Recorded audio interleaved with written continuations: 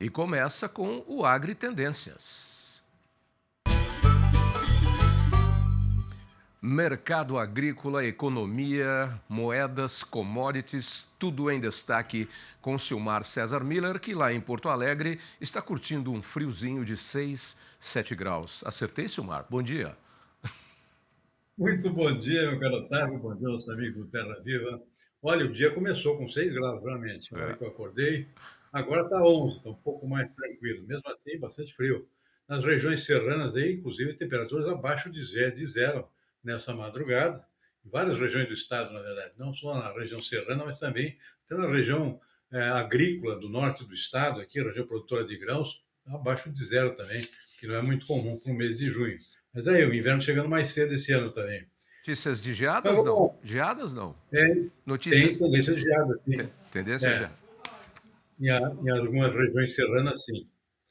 Está faltando uma neve aqui para completar o pacote, É, talvez mais tarde nesse é inverno. só pedir que chega.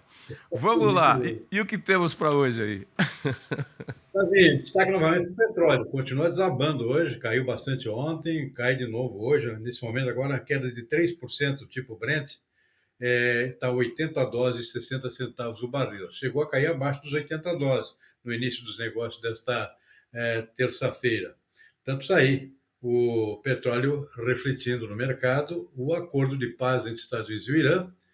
Já tem uma prévia aqui acertada, a assinatura formal agora prevista para essa sexta-feira, entre o presidente Donald Trump, possivelmente o vice-presidente vai participar da solenidade de assinatura desse acordo. É uma trégua, na verdade, não é o fim da guerra ainda. Tem algumas coisas pendentes para serem analisadas, mas, de qualquer forma, há um período aqui de paz à vista na região conflagrada do Oriente Médio e o petróleo está refletindo muito diretamente nas suas cotações. Caiu muito ontem, cai bastante hoje, que é uma boa notícia aqui para o mercado, os mercados financeiros reagindo positivamente por conta disso. Aqui no Brasil, nem tanto, porque nós temos os nossos próprios problemas aqui, que vão além daqueles impactados pelo petróleo. Tanto que o mercado de ações está operando com queda nesta manhã, menos 0,6%, o índice Bovespa B3, pouco acima dos 169 mil pontos. E o mercado de câmbio com o dólar subindo um pouquinho, 0,1%, R$ 5,07. Também tem reunião do Copom começando hoje, Comitê de Política Monetária do Banco Central. Amanhã deve sair alguma decisão sobre a nossa taxa de juros. É a chamada super quarta, tem reunião também do Banco Central americano, também para discutir juros. Lá a tendência é de manutenção da atual taxa, que é alta, os padrões americanos, porque a inflação continua comendo solta por lá, por causa da próprio efeito da guerra, né? Dentro dos preços do mercado americano, combustível subindo muito, preços dos alimentos também. Aqui no Brasil não é muito diferente, mas aqui a tendência do Banco Central, segundo a maioria dos analistas do mercado financeiro, dos bancos principalmente, estão prevendo aqui um corte novo, corte adicional de 0,25%. Tem outros que não acreditam em corte nenhum nesse momento. O Banco Central aqui esperando ver o que acontece lá realmente com a guerra no Oriente Médio. Tem essa novidade que realmente o acordo provisório de paz aqui, que pode realmente dar razão aos bancos aqui a apostarem um novo corte da taxa de juros, nossa Selic aqui, e mais 0,25%. Não há nada mais do que isso. Não é muita coisa, mas seria bom que acontecesse, né? Mais uma quedinha aqui na nossa gigantesca taxa de juros, que continua sendo a segunda mais alta do mundo, só perde para a Turquia. No mercado de commodities agrícolas, teve uma virada no mercado. O dia abriu com baixa aqui nas cotações da soja e do milho, também do açúcar nas bolsas internacionais. Agora, preço voltando a subir. Então, estamos vendo aqui as commodities majoritariamente em alta nessa manhã de terça-feira. Bolsa de Chicago com trigo subindo 1,8%, soja 1,4%, que é uma boa valorização em dólar. Milho também, alta de 0,9%. Arroz em casca em Chicago também sobe 0,3%. Na Bolsa de Nova York sobe o algodão, 2,1%, cacau, forte alta de 6,5%, café arábica também subindo 1,9%, café robusto em Londres, referência para o nosso Conilon aqui, também com alta de 1 ponto percentual. O café aqui também, a preocupação com o nosso clima aqui. Está atrasado aqui a colheita do café arábica por conta de chuvas na região sudeste e também uma preocupação com a próxima safra. O pessoal está começando a precificar a safra do ano que vem, vai ser colhida no ano que vem por conta do fenômeno El Niño, do possível impacto do El Niño nas floradas do café que vai ser colhido no ano que vem. Portanto, dupla preocupação aqui no mercado de café, isso que está fazendo os preços subirem praticamente todos os dias. Açúcar também com alta de 0,8%, boi gordo no mercado de fruta B3 também com alta, 0,6%, R$ 335 arroba o contrato de julho nesse momento. Na contramão aqui, apenas o suco de laranja, está com queda aqui de 5,5% nesse momento. Então, esse é o retrato dos principais mercados nesta final de manhã de terça-feira, tá vendo? Pois é, e por falar em suco de laranja, eu conversei ontem aqui numa das entrevistas com o nosso amigo Ibiapaba, lá da Citrus BR, e o alerta é justamente a queda no consumo de suco de laranja no mundo. São 3 bilhões de caixas que não estão sendo consumidas de suco de laranja no mundo. Ibiapaba tentava explicar um pouco. É uma questão de preço, uma questão conjuntural, enfim, é uma questão de concorrência com outros produtos, mas a situação para o produtor de laranja não está lá essas coisas não, Silmar. É verdade. Está havendo uma queda do consumo também por questão de calorias, né? Concorrência de outros sucos menos calóricos, esse é outro fator que vem afetando especialmente na Europa, o consumo de suco de laranja. A concorrência aumentou bastante, tem suco de tudo atualmente, inclusive de outras frutas brasileiras aqui, tropicais, concorrendo com o nosso suco de laranja, que antes dominava o mercado, né? Especialmente nos Estados Unidos, que é o grande mercado importador do suco brasileiro. Aqui no Brasil chegou a também haver um certo aumento em algum tempo, mas já deu uma estagnada também, justamente por concorrência com outros tipos de sucos. O suco de abacaxi está também andando bem aqui no Brasil. O Brasil é um grande produtor de abacaxi, isso também ajuda na produção agrícola desta fruta aqui no nosso país, tá vendo? Você deve saber, mas eu não sabia, e outro dia, numa entrevista falando de novas variedades de abacaxi, eu descobri uma coisa. Todo mundo fala, tem aquela expressão, ih, rapaz, isso aí tá um abacaxi. Sabe por da onde vem essa expressão? Vem, na verdade, de que é difícil produzir abacaxi. Demora 2 anos para você colher um abacaxi. 2 anos. Sabia disso? Eu pensei que era para descascar o abacaxi. Não, para colher são 2 anos, depois para descascar é mais problema ainda. E só para não perder o bom humor, no país da piada pronta, né, que é o Brasil, né? Subindo o elevador ali, apareceu naqueles televisores que ficam dentro do elevador a manchete do dia. CBF desiste de prever a volta de Neymar, é a volta aos gramados. Todo mundo já sabia que ele não tinha condições. E agora a CBF admite que não sabe quando. E aí tinha um pessoal junto comigo no elevador e no país da piada pronta, um deles disse o seguinte, olha, se continuar jogando esse futebol que jogou no primeiro jogo aí, vai voltar mais cedo do que pensa, vai voltar junto com a seleção. É verdade. Ai, ai, ai, ai, ai. Vamos para outras notícias. O Ministério da Agricultura elevou a estimativa do valor bruto da produção agropecuária, o VBP, deste ano para 1,419 bilhões de reais. A informação foi divulgada no boletim mensal da Secretaria de Política Agrícola. Foram adicionados 6 bilhões de reais em relação à estimativa divulgada pelo MAPA no mês passado. Já na comparação anual, caso o dado se confirme, o VBP deve registrar queda de 4,6%. O resultado é motivado pelo recuo nos preços das commodities agrícolas e pela desaceleração da produtividade das lavouras. Do total previsto, aproximadamente 909 bilhões de reais devem vir das lavouras. O valor representa recuo de 5,9% na comparação anual. Já os 510 bilhões de reais restantes estão relacionados à produção pecuária, uma queda de 2,2%. Na agricultura, devem registrar crescimento as culturas da banana, batata inglesa, feijão, mandioca e tomate. Enquanto isso, o faturamento das lavouras de soja, milho e trigo deve recuar no comparativo com 2025, estima o MAPA. Na pecuária, o crescimento deve ficar por conta da cadeia de bovinos, com aumento estimado de 8,9%. O segmento deve totalizar um VBP aproximado de 249 bilhões de reais. Já o valor bruto das cadeias de suínos e frangos deve registrar queda no período. O mesmo deve ser observado na produção de leite e ovos, informou o Ministério da Agricultura.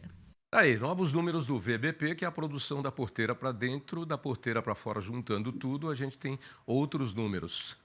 Como é que você vê o nosso novo índice do VBP?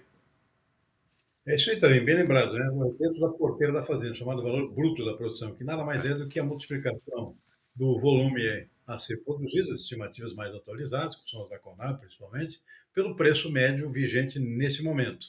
Então, a projeção com base em dados atuais, pode mudar ao longo dos próximos meses. Isso é atualizado mensalmente e revela aqui um resultado não muito animador também.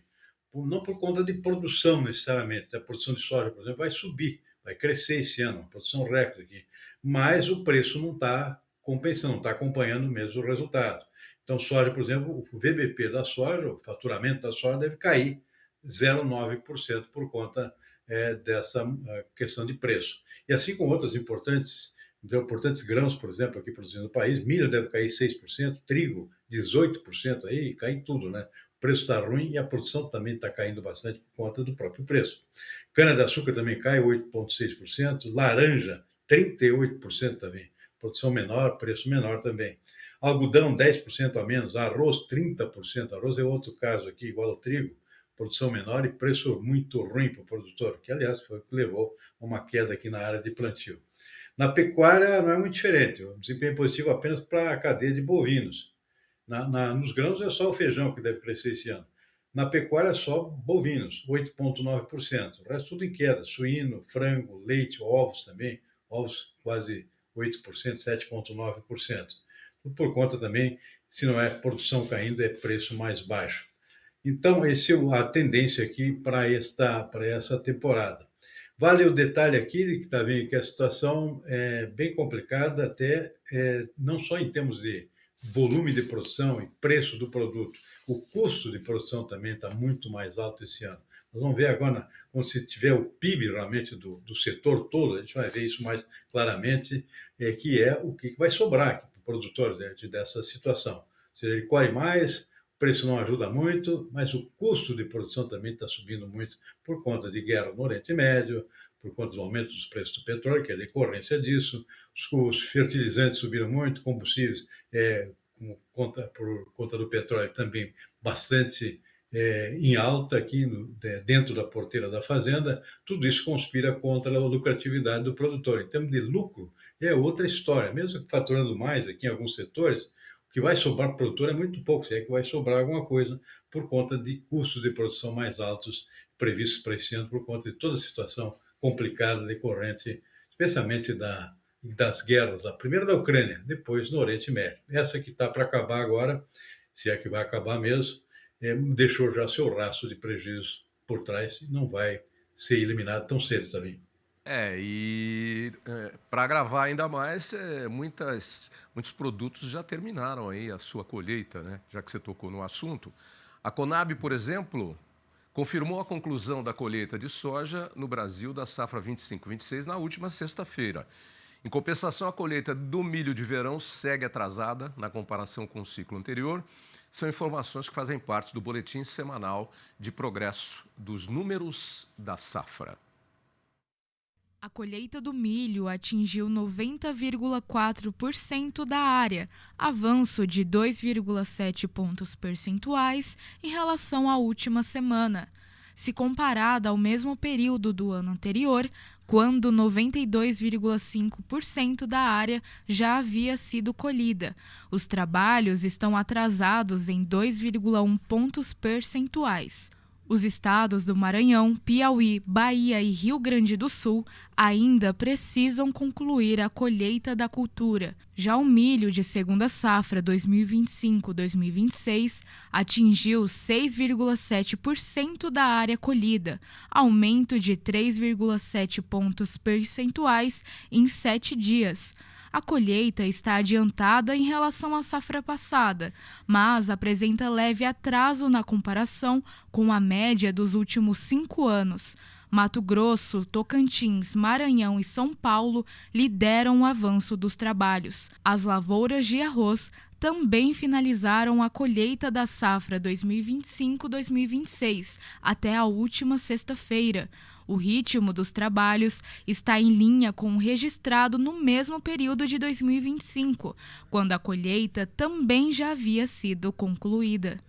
Silmar, mais ou menos você já tinha analisado um pouco aí, na hora de falar do VBP, sobre os números de safra aí, né?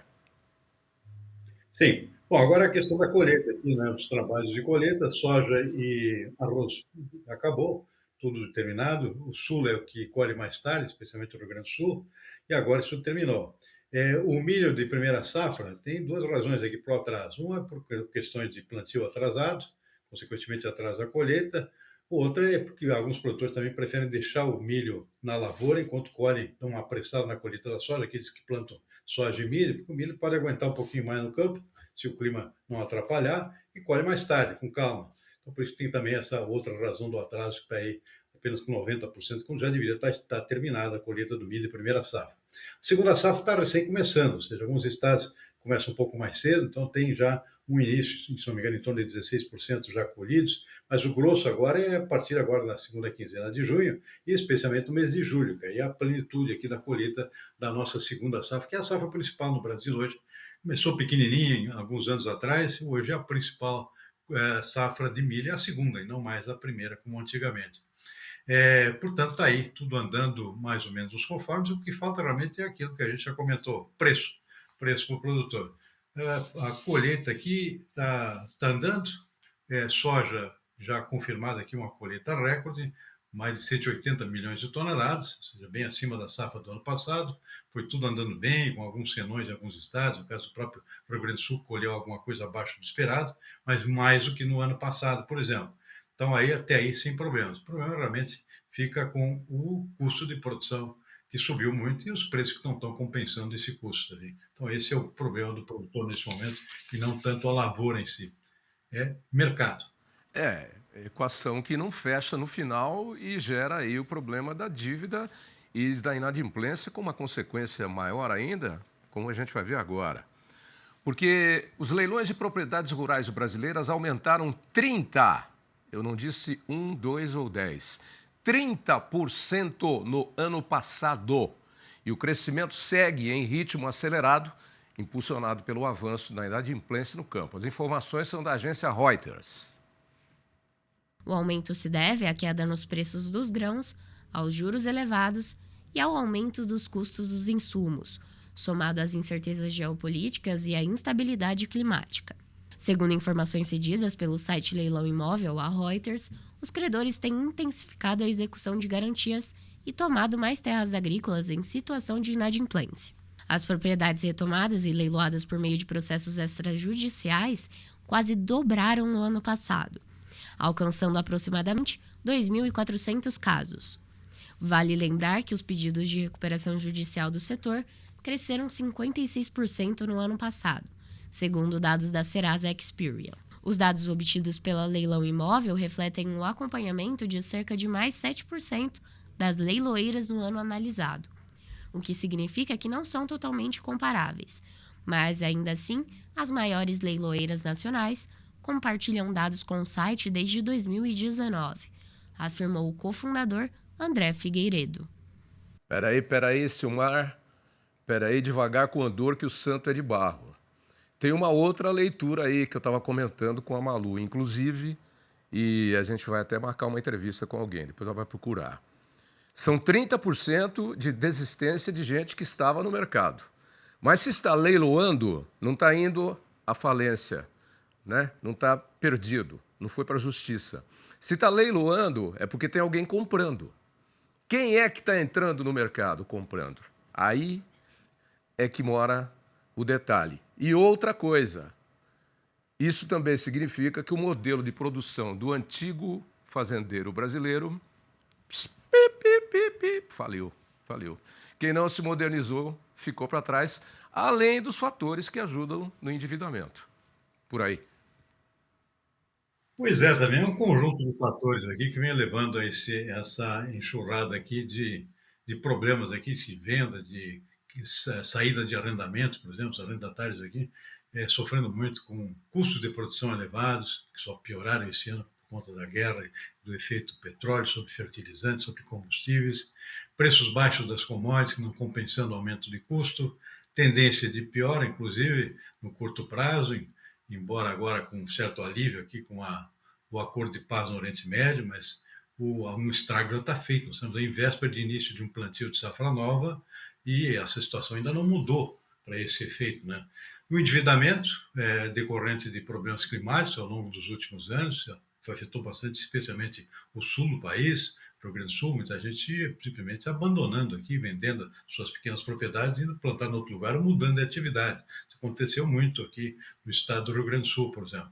Então, isso explica, em parte, esse levantamento feito por uma agência de notícias aqui, que é uma novidade aqui em termos de números. Não se tinha até agora uma noção completa do que está acontecendo. Então, tem de tudo nesse pacote aí, mas realmente revela a situação de preocupação dos produtores com a falta de rentabilidade nas suas lavouras. Então, está aumentando esse processo. E, é claro, quem tem condições de tocar o barco para frente, mesmo em tempos de intempérie, acaba sendo beneficiado, comprando propriedades de forma mais barata do que comprariam em um momento diferente, né, nesse sentido. Isso envolve grandes proprietários, que já estão na atividade, empresas rurais também, que atuam de forma bastante intensiva, especialmente nas regiões centrais, como é o caso do Mato Grosso. Muitas empresas bem estruturadas aqui detêm já milhares de hectares e aproveitam esse momento aqui para dar mais uma aumentada no seu patrimônio. Então tem de tudo, Tovinho, mas de qualquer forma, é uma situação que preocupa muito, né? Porque muita gente saindo fora por conta dessa situação. Você citou aqui, tem um outro fator também, que é a questão da impossibilidade de tocar com uma certa eficiência maior aqui a sua propriedade, ou seja, o produtor aquele que entrou no ramo aqui no momento da alta dos preços, não teve condições de tocar isso com eficiência, portanto caiu fora aqui para os seus próprios problemas, né? Mas eu diria que não é o fator predominante. O fator predominante também é o conjunto todo aqui de problemas de baixos preços, altos custos, guerras e assim por diante, né?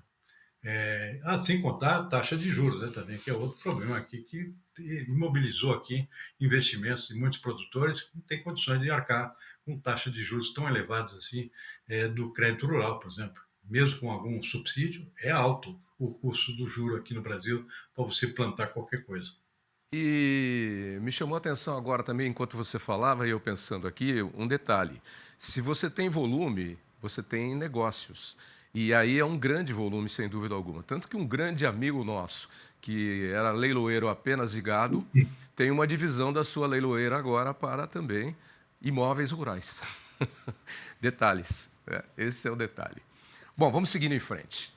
Porque a Frente Parlamentar da Agropecuária trabalha para votar nos próximos dias o projeto de lei aprovado no Senado que autoriza o governo a renegociar a dívida dos produtores rurais afetados por perdas no campo. E a senadora Tereza Cristina explica que a essência do projeto de lei é ajudar produtores que acumularam dívidas, oferecendo a oportunidade de renegociação com um novo prazo para que ele tenha margem para seguir plantando. Hoje foi para esclarecer e saber, primeiro, o espírito do PL, né, que é ajudar a agricultura brasileira que passa por um momento muito delicado. A ideia é atender aqueles que realmente precisam tomar o crédito rural, que hoje têm as suas garantias presas com renegociações do passado e que precisam plantar a próxima safra, porque nós podemos ter um insucesso da próxima safra se muita gente ficar fora dela. Então a ideia é essa: resgatar quem tem problemas e pode entrar nessa renegociação e também fazer a próxima safra plantando, pensando em produtividade, colocando semente, adubo, enfim, para continuar produzindo no Brasil. Meu caro Silmar, mas tem um detalhe, a bola de neve continua rolando ladeira abaixo e ficando maior, porque quem renegocia a dívida não salda a dívida e fica contando com a próxima safra, desde que ela seja positiva, para continuar pagando a dívida que devia e continuar sobrevivendo. Este é o pequeno detalhe. Exatamente, Davi. E tudo muito complicado ainda porque estamos aí na véspera do início de plantios novos, né? E a situação continua enrolada, ainda sem data definida para a votação final. Isso foi votado no Senado, volta para a Câmara que tinha dado uma inflada nesse projeto aqui e que acabou ajudando nesse atraso. E se não tiver nenhum penduricalho novo a ser inserido aqui no projeto, pode ser que finalmente, nos próximos dias, a gente tenha ali essa definição a saída para esse endividamento monstruoso aí. Só que tem um outro complicador também. O governo, o Ministério da Fazenda, particularmente, o próprio ministro em pessoa, declarando que isso que está sendo discutido no Congresso não é viável. Tem um disposto aqui, porque é muito dinheiro que está sendo envolvido, e, se não me engano, 140 bilhões de reais que vão ser rolados. Isso pode prejudicar a própria definição do crédito novo para a safra nova também, que é outra história, também está atrasado. Então, o governo promete uma medida provisória com uma solução diferente, que não se sabe se vai atender a necessidade de todo mundo.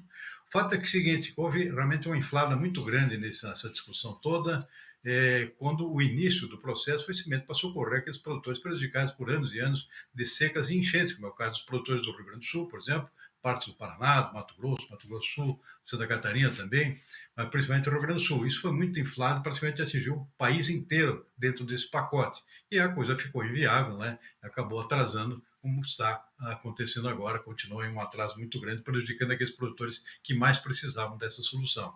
Enfim, tudo muito embolado, não se sabe ainda o desfecho final de tudo isso aí.